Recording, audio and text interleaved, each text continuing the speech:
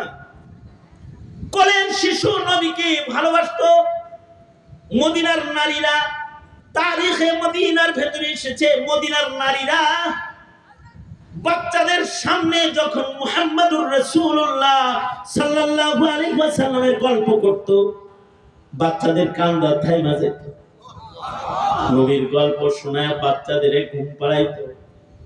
ঘুম থেকে জাগ্রত হয়ে ছোট ছোট বাচ্চারা রাসূল দেখার জন্য পাগল হয়ে যেত। তারা বলতো রাসূলের কাছে যাব।